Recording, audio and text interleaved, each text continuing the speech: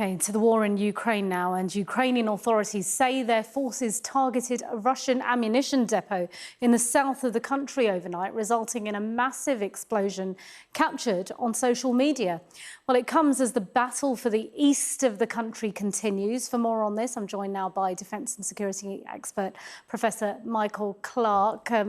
Let's talk about the latest on the overall situation in Ukraine, if we can first, Michael. Yes, I mean, as in all wars, there's a lot happening, but sometimes it doesn't appear to be moving much on the ground. So there's an operational pause going on in the Donbass, which is where our focus is mainly. The Russians took Severodonetsk and Lysychansk. They are moving towards Slavyansk, but they won't get there for a little while because they're preparing that battle. And at the moment, the attention is on this, the main highway, the E40, one of the great European highways, runs from Calais to Kazakhstan. And the part of it that runs through Ukraine goes from Kharkiv to Slavyansk to Luhansk. And so that highway is a very important strategic artery that both sides are now competing over. That will dominate, really, the battle for Slavyansk that will start quite soon. Most of the attention, of course, is a bit further southwest now, where there is some real change, I think.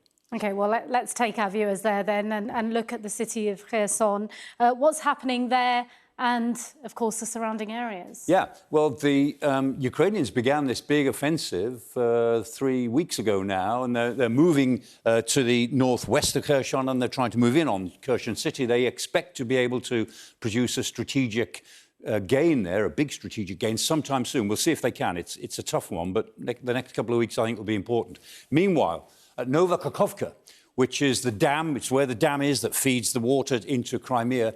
Big place. There's a huge explosion that you mentioned, massive artillery explosion, the biggest that we've seen so far. The Ukrainians targeted the ammunition depot at Nova Kakhovka, which is at the end of a rail junction on one of the bridges over the Dnieper River.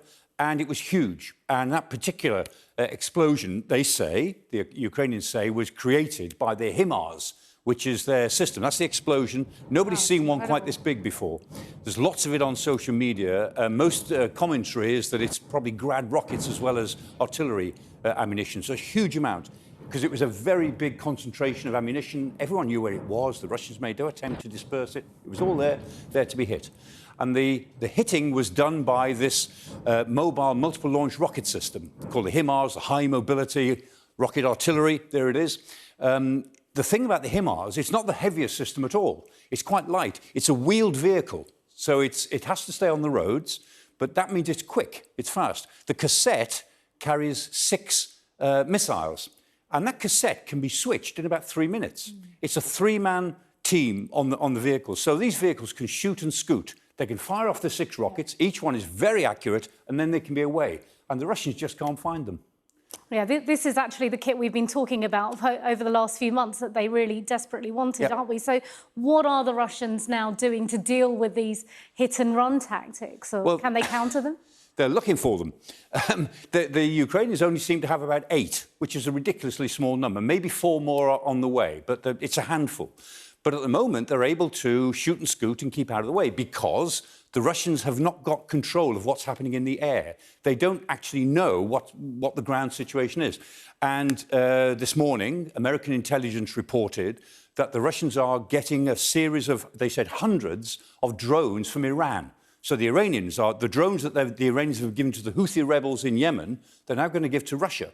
President Putin announced today, or the Kremlin announced this morning, that Putin was going to Iran next week. So it looks as if the Russians are trying to invest in a lot more drones because they just don't have an image of what's happening on the ground. Unless they can get that image, unless they can get good intelligence, they can't find this small handful of HIMARS that are doing them such damage. And until they do, the fact is every night belongs to the HIMARS. Oh, fascinating insights for what's going on. Thank you, Professor Michael Clarke.